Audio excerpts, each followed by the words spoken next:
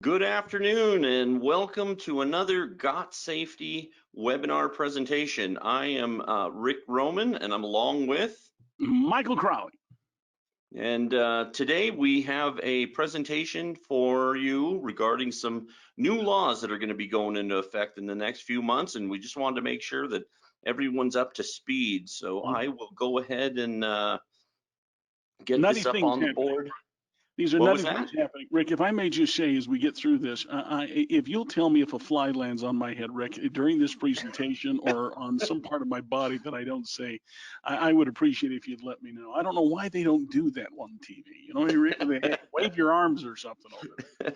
Yes, it'd be nice to get a signal, wouldn't it? It would be nice to get a signal sometimes. I mean, it's just odd. I mean, not that we're taking positions of the vice president, the debate that happened, but the fly. I can't stop looking at the fly. Maybe that's been the whole America. We're just, we get sidetracked. Yep. Anyway, we did a webinar back in end of March, beginning of April, when all this COVID stuff started happening. And boy, I certainly would have never thought at that time that 6 months later we'd still really be in the midst of this. And there's just new information coming out, and they're obviously having to expand some things. And there's new rules coming out that are going to affect all businesses in California starting in January. And so we just want to make sure that you guys have all the information that you need and that we can be here to support you and help you in any way we can. Yep. And make sure you don't kill the messenger, people. I mean, come on. You after this webinar, you are going to say to yourself, who in the world is running the state of California? You are going to say these things. Now, we have all respect for COVID. So as we talk about these things, I just want to let you know and preface that we have respect for the COVID disease. We know that there has been hundreds of thousands of people have died, 200 and some odd thousand. We have respect. And for everybody that's lost somebody that they love, we just want to come out and say we totally, our prayers are with you, and we just love you to death. But man, trying to do business in the state of California, boy, if you are able to do business there, you are like a friggin' maverick, man. You are like a unicorn in this town if you're able to turn a profit with the regulations that they put upon us out there. My gosh. Yep.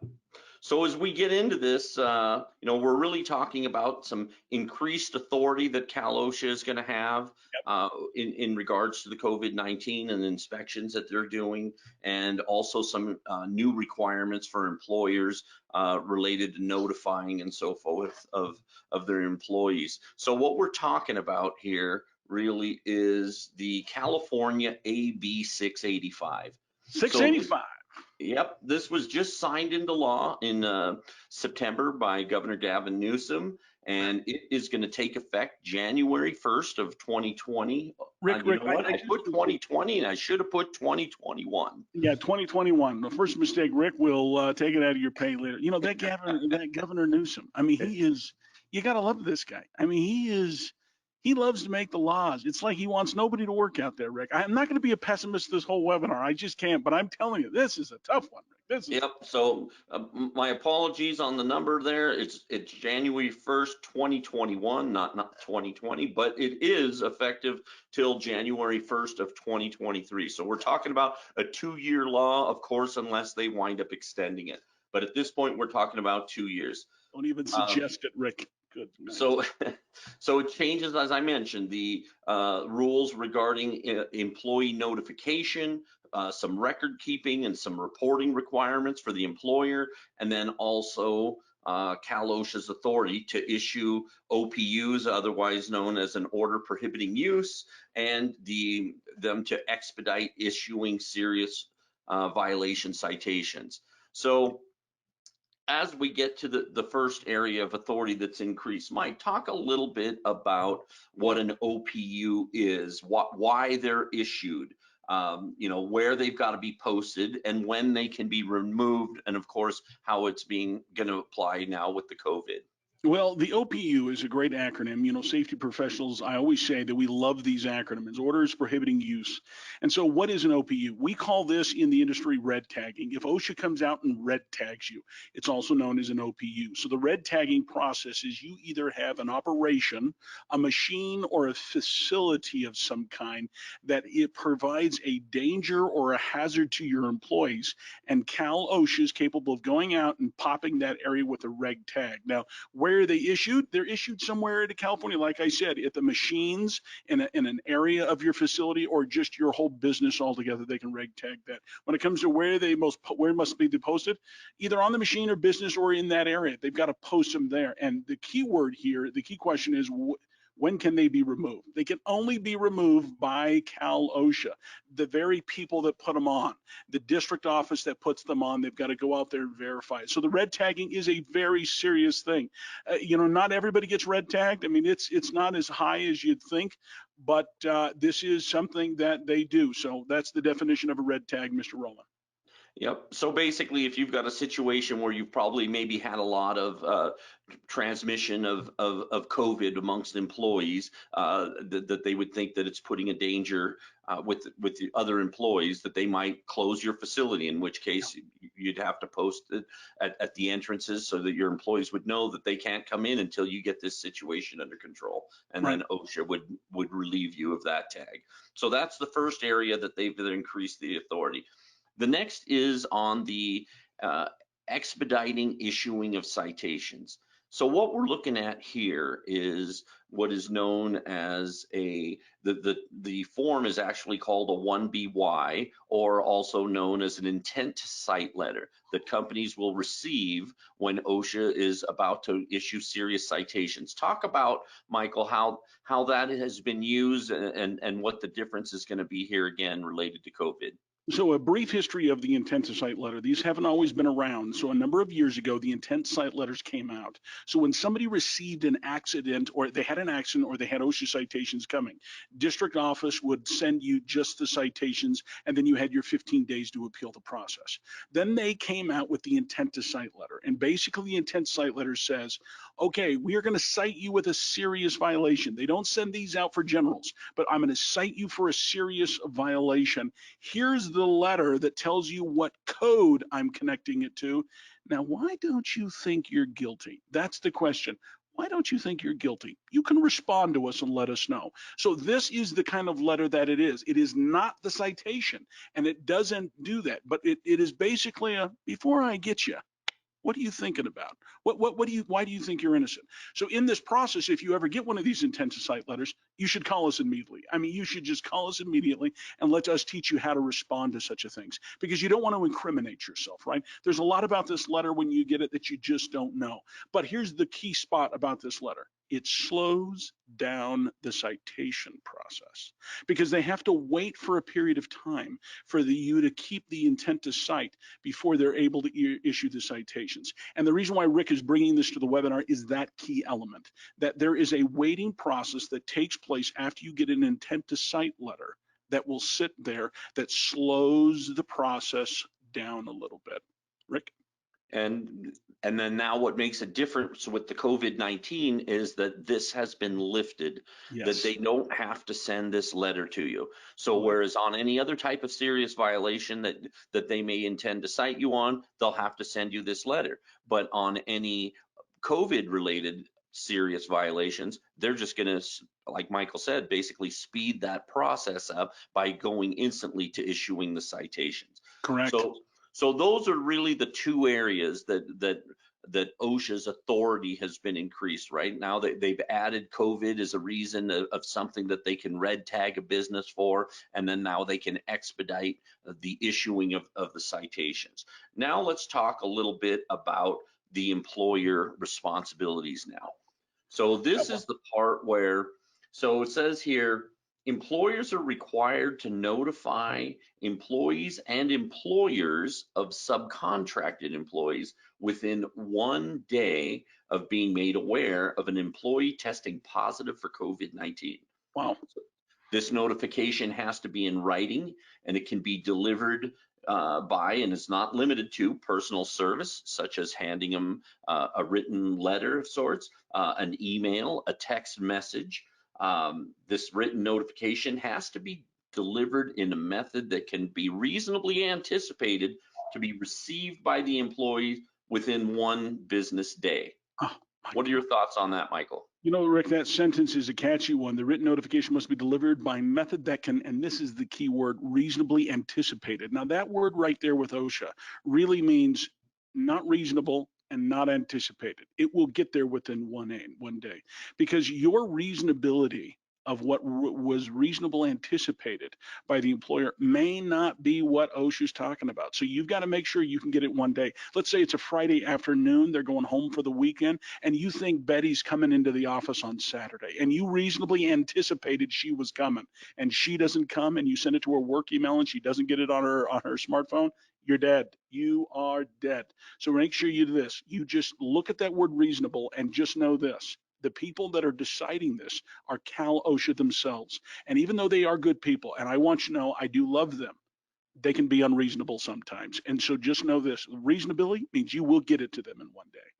Yeah, that's Yep. tough. So that's a big key thing now. Now that we have to give some sort of written notice to all of your employees that somebody in your operation has tested positive as of yesterday. We Yeah. would have to have that information to them today.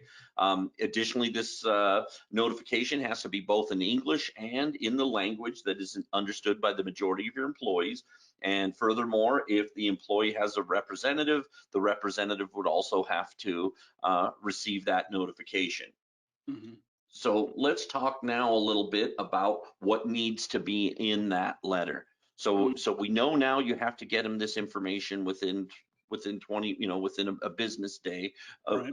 of knowing of the situation. But it says here in this letter, so this is not going to be a quick little note. You have to have in there the COVID-19 benefits that exposed employees may be entitled to, such as workers' compensation, COVID-19 leave, company sick leave, state mandated leave, supplemental sick leave, and any other negotiated leave and provisions. My gosh, Rick, is anybody staying? Everybody seems to be leaving for some reason or whatnot. I just don't know. This is a tough one for me. And when you talk about this, just know that this is the law. That this is, like I said, don't kill the messenger here, people. We want to make sure you're clear on this and so what it is. And we have all respect for this. And the reality is 95% of the people are surviving. 95 to 98 people are surviving from this disease. And the state is really putting down, these are some serious things that you've got to put in. So in the letter, like you said, the first part, you've got to put all these ways that they can leave and how they can take this leave of absence. So they're clear on that. And remember the language that they speak, or the majority of the people at your facility speak.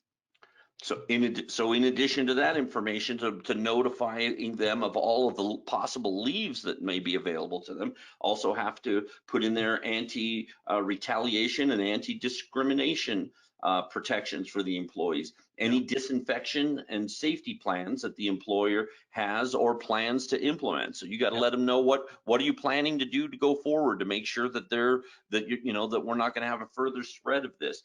And then on top of that, the notices must omit identifiable information of employees who have tested positive, and notices to identify employee could be in violation of HIPAA and American Disabilities Act. So you can't you can't identify who it was that was ill. He can't identify who's ill. So we can't say Joe was sick. If you were next to Joe, you got to get tested. You can't do that. You've got to say, now listen, if you were by the second cubicle on the right row of the west wing, that area, you got to get tested. That really is what we're talking. You've got to be able to say, if you were in the west shop working around the press break at any time. Now, here's the thing. If you've got two guys in the shop, well, you just outed Joe, right? That really is the hard part about this, where you've got to be able to say geographically in the facility. Now, you may say, well, my office isn't that big. If you're in here, we're all need to test. Well, that's true. That is true. But if you have a sizable place, you're not going to shut everybody down to get them tested. You've got to really be able to pinpoint that and get creative so you don't hit any and you don't out Joe or Betty. I love those two names for examples, by the way. And we can say, listen, those two people, we just can't come out and say Joe and Betty. We got to be able to name off reasonable territories so that we can get there. Tough. And I can imagine, obviously, people are going to be able to deduce who likely is the person, right? So I'm sure it's not a situation where you're responsible to make sure no one knows who it is, but you just can't be the one that is outing who it is. So like Michael says, if you're saying like, hey, if you were in this particular department or in this building, then what they figure out on their own for themselves is their issues. Yeah. So then on top of that, Then the record keeping requirement is if you wind up in a situation where you do have an employee that you then have to notify the rest of your employees, then you need to keep a record of that for a minimum of 3 years. So you would want to keep a copy of whatever it is that you handed out or passed out to your employees and file that somewhere, that if OSHA comes in 2 years down the road and wants to see your records, you better have a copy of this. So those are the requirements that we're talking about. Is you got to notify your employees if you have a problem. Yep. You've got to keep records, and then there's one other piece to that here, and now we're talking about reporting. So additionally, under section 2, employers are required to notify the local public health agency. So we're not talking about notifying Cal OSHA like you would of a serious accident, but it's your local public health agency. So those are usually county run. So you'd have to know who your county health department is, and you're going to have to report that has jurisdiction over the work site of the outbreaks. So it might not necessarily be where your office is. If you're construction and your job sites where this happened is in another area, you need to be reporting to the jurisdiction, whoever has jurisdiction over that area, within 48 hours. And an outbreak is defined as 3 or more employees who have tested positive within a 2-week period. So now that's where you're going to have to notify them here. So these notifications are going to have to include, now here you're going to include the employee's name, because we're not reporting that to other employees. You're going to have the employee's name, phone number, the occupation, the work site, business address, and the NAICS code of that work site. Yep. Employers must continue. Now, here's the part here, Michael, that you're going to want to elaborate on. They must continue to notify local health departments of any subsequent employees who test positive for COVID-19. And when you look at this process of saying you've got to notify, now we're not notifying Cal OSHA, but we're going to notify these healths. You've got to make sure you're clear that you're keeping records that you've notified these, because you're dealing with a government entity. So if Cal OSHA comes in and says, well, how many cases have you had? How many sickness have you notified, with like proof that you notified it? That's the first thing I want to say. You got to figure out how to way to do it. So do it off a cell phone, keep the records so that you can track that, so it's just not lost in the corporate phone, an emailing system. Contact those guys and make sure you can do it. When it comes to this last sentence Rick just read, oh my gosh, I mean, think about this. Employer must continue. The word is continue to notify the local health departments of any subsequent employees that. So here's our interesting thing with this. This law goes to 2023, and the word is continue. It doesn't say continue for 6 months, and then if you don't have it, you can restart the system. So what we're saying is, and this is the way we have to interpret this, we have to interpret it as it reads. So if you get 3 or more people that get hit by COVID within a 2-week period, you will be notifying people till 2023, everybody that gets notified, even if it's one every 7 months, even if it's one every year, they want to be notified for the history until 2023 takes place. And like Greg said, they may extend it, but I have a hard time believing they're going to extend it. But that's the logic to it. So if you want to have a fun new thing to track, get people sick with COVID. So what I'm suggesting to you is this, that when you find somebody with any sort of sickness, we're not joking around. You got to send that person home, give him a day off so that he can take care of himself, and then send him to get a test. I mean, when you see somebody with symptoms, and so we're always learning about this COVID thing, and I know that we always think we know, and then they come out with some sort of new thing that we've got to, that they're saying that they didn't realize it did or do. But just know, 3 people, you're notifying people till 2023, because there's nowhere in the code that says unless or for only 6 months. It's just continually. And the thing is that these government agencies do communicate with each other. Yeah. So even though you're reporting to the health department, if OSHA comes in and, like Michael says, and they want to see records of this, that you've reported this stuff and you don't have it, it's quite likely that you're going to receive citations from OSHA. It's not the health agency that's going to be coming out. So you got to make sure that the record keeping is really key, right? You really need to be able to show if you're calling these people, you probably should be able to, you should be calling them from your cell phones where you can have records to be able to prove that you had these calls made and what have you, but you need to keep this. And then of course the last part here that I didn't get to is that this does not apply to health facilities. So obviously, I guess in those areas, you're probably going to have a bit more of that going on, and so they kind of assume you're going to have sickies. Yes. So they fortunately excluded them from all of this. But this is really so these are the things that you got to make sure you're doing. If you have anybody get sick, you notify all the employees. Yep. If you got to keep records of that to show that you've been notifying them. If you have to have an outbreak and then you're notifying your local health department, and then you obviously want to keep records of all that. So that's really what the law changes are and what's coming up that's going to be going on for the next 2 years. And we're just 3 months away from that, right?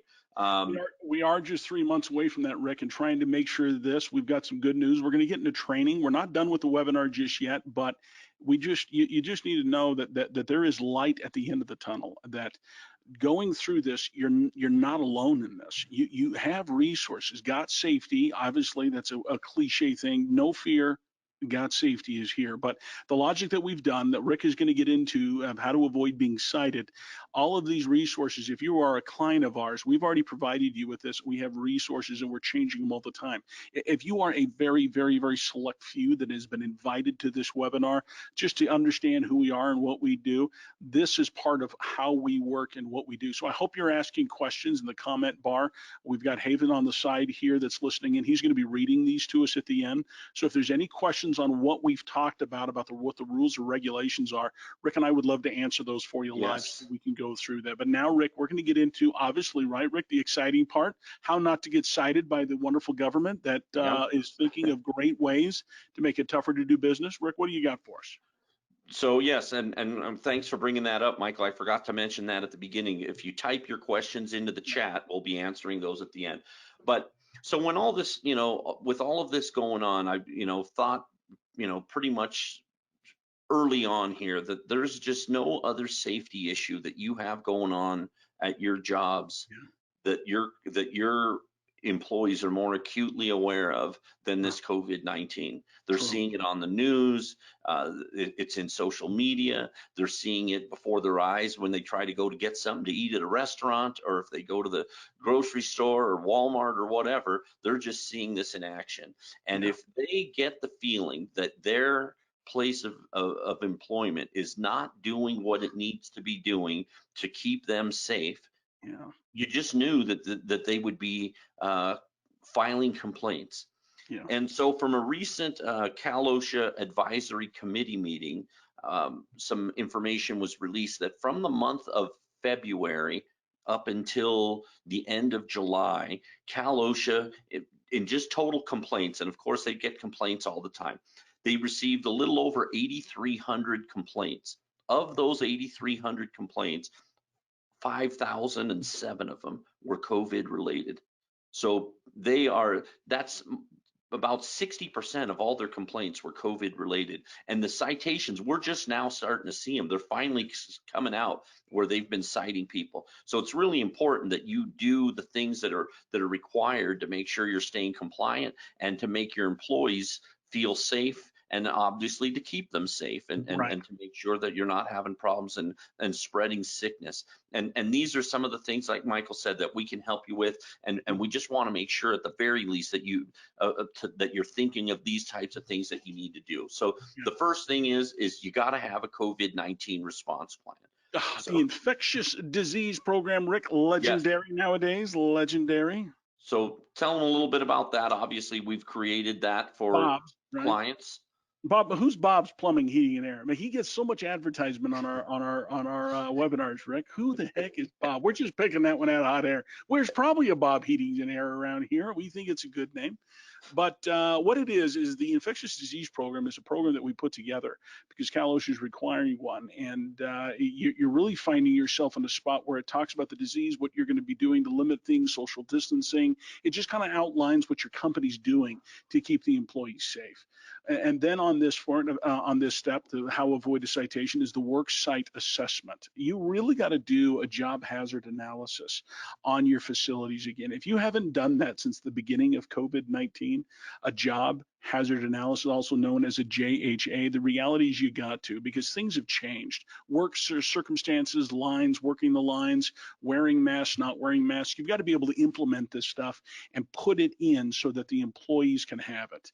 When it comes to number 3, the posting of signs and signage, this is an important piece. It is not good enough under the Cal OSHA system that what the citations we're seeing to be able to just say, yeah, I got a sign on the wall that says social distance, but I don't care. That's a problem, because what Cal OSHA is doing is they're citing people under the general industry clauses of unsafe work conditions. So they're not specifically tying it to a smack dab specific code that you got to separate people at the break area, or you've got to have changing gloves for the microwave or whatnot.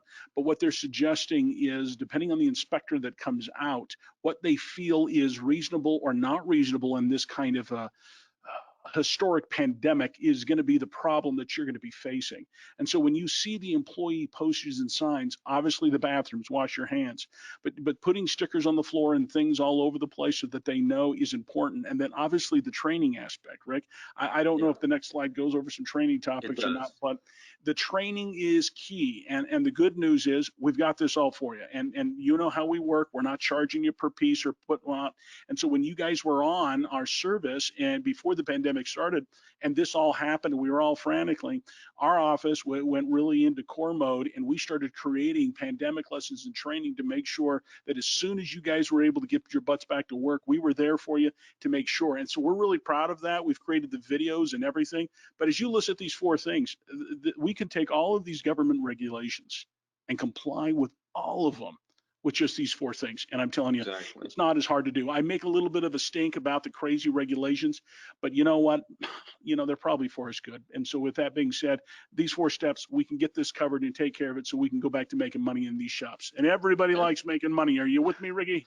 That's for sure. So, and just going back a little to touch on that work site assessment, that is something that you really need to make sure that we're identifying areas. If you can implement social distancing, and maybe you have areas where you can't, and maybe you'll need barriers. PPE may not be enough, but you may need some PPE, and you might have areas where any of you who saw that debate last night saw how they had those plexiglass dividers between them, and I've seen those in confined areas that people are doing that on an assembly line type of a thing where you can create a little bit of separation. So those are the things that if you're doing those things and identifying areas, putting postings where people need to wear masks or what have you, that's going to go a long way to just making you, like I said, to keep your employees safe first and foremost, but also make them feel confident that you guys are doing the things that you need to and eliminate the chance of having an outbreak or having people complain and then having OSHA come down there. But let's get on and take a look, as far as the training. We really need to make sure that your employees receive the training. And any of you who attended our webinar back when all of this first started and we just started creating all these lessons, and we've written more since. In fact, I can't even fit them all onto one sheet, but these are the main things you need to make sure that you're training your employees on. You need to make sure that they're aware of whatever the sick leave policies that you have are, what COVID-19 is and how it spreads, what the symptoms are that are associated, what the reporting policies and procedures are, so they know who they need to talk to and so forth, how they can minimize the chances of catching it. What are the acceptable practices for social distancing, and what their responsibilities. The employee has their responsibilities as well at home and when they're away from work, to make sure that they're keeping themselves clean and healthy so that they don't get this and bring it into work to everybody. And then how to prevent the spread of the pandemics and other diseases in the workplace. So like Michael said, we created all of these lessons, and you can see here, Michael, all of these lessons, almost every one of them is available in a video. They're all in English and Spanish, and we have even more than you see there. So the unique spot about us, and just to remind you if you don't know, is we create custom training for you. So when you're a client of ours and you're on our service paying your very low fees, of course, the logic of this is we will create you any lesson that you call in for. So when it comes to the pandemic, people started calling in for all sorts of things: how to change your gloves, how to clean, how to do this. And so we started creating the ones we thought were the best. And then obviously we leave it to you guys, our clients, to tell us what you really need. And then we start building these and putting those into safety video form. So Rick is right. So if you've got a unique spot that you got out there and you're saying, man, I just would love training on this, give us a call. Put in this request. I usually can put this out within 30 days for at least the PDF file, the written lesson, and then give me about another 30, 40 days and I can get a video out. But the logic of it is we want your people to have the training material they have, and that's why you're with us, because we're not going to nickel and dime you for every lesson or whatnot. Once you get on, this is a family thing. There's a lot of things going on out there, and we want to make sure you're taken care of with all the training you need without having to go, all right, do we got the budget for another pandemic training? No, that's not what we're doing. Let's give you the good stuff as it comes out so we don't have to worry about that. It's a great thing, Rick. Good. Exactly. So that pretty much is the information that we had to share with you. Obviously, we're just a couple of months from, 2.5 months from all this coming out. So we just always, when we get this new information, we want to share it with you and make sure that you guys are up to date with the latest and greatest things that are going on to help keep your employees safe, and obviously to keep your business running and profitable, and to keep the government agencies off your back. So we're hoping that this is helpful for you. If you have any questions, hopefully we've already got some here. We're gonna bring Haven in to see what the questions are, and if you have any others, go ahead and type away, and we will get those answered for you. Haven, what do you got for us, bud? I do got one question, but don't miss out on this opportunity to ask a professional. Just type your questions into the chat box. But Rick, how does a company know if their current safety plans are up to code with what OSHA expects? Michael, go ahead. I'll let you take that one. If you don't know if your safety plan is up to code, it's probably not, because what you haven't done is updated it this year. And there's been a number of updates that have come out this year with the injury illness prevention plan that you're going to need to call us on, and we can tell you what those updates are. It may be just cheaper to have us do it for you, because once we do it for you once, we just maintain the compliance for no additional cost. So that may be something that you find, that if your programs, when it comes to COVID or any of the injury illness prevention plans, we can get those up to code, write them specifically, and our documentation team is capable of having that private interview with you to figure out what you do, how you do it, what are the specific differences, so that we can write this detailed for you. It is quite a process, and so these kind of things get away from us, and that's a good thing. Give us a call. That's not a problem, Haven. What else you got, bud? We're happy to review them for you. Make sure you're up. That's all I got, guys. Let me tell you, Rick, the reason why we don't have many questions is because you do such a great job, Rick. It's certainly not because you're not the prettiest guy in the room, Rick. Let me just tell you, you're a good man. We put this webinar together for you. We hope you like what you're seeing out there. This is, hope is not lost. I hope this pandemic season, we look back on it in a few years and just go, man, talk about tough times. I mean, you talk about getting smoother as you get grounded through the rocks. This is a tough one. When I first saw these codes come out and I was reading them, I'm sitting here thinking of all of us in business, trying to run these businesses, the managers, the plant managers out there trying to do this, thinking, now I've got to make sure. I was trying to keep everybody safe, but now I've got to report this. What problems does this bring? And I just want to let you know that we're here for you if you need something. If you need something, our team is here for you to make this as easy as possible, so that we don't have to stress about how do we stay in business at this kind of time. I find it hard to believe sometimes of what certain governments are doing to keep us shut down or open us up, and how it works. And maybe they can see further down the path than we can because they're higher on the mountain. Maybe they can't. I don't know. But here at GotSafety, we are in the trenches with you, building what we can to make sure we comply with the regulations and get them to you in a professional, way that is spot on every time. Besides the first slide that Rick put 20 instead of 21. That is the only time we mess up. Am I right, Ricky? I'm just kidding. Bust me up a little bit fun. Well, it So, happened. Rick, do you have anything to say before I close this out here, brother? No, I'd just like to thank all of you that, support GotSafety and work with us, and those of you that have taken time out of your day to learn what you really do need to know to protect your business, to protect your employees, and just to make sure that you've got a safe work environment for your folks there. And we really love doing this stuff for you, and we hope to be able to provide more of these for you, to give you more information as we get new information going forward. Well, God bless you guys for coming, and I hope everything goes well. If you have any training needs or anything specific you need, you can give us a call. I'm Michael Crawley. This is Rick Roman, and we are the faces of GotSafety on this webinar, and we will see you next time. Thank you.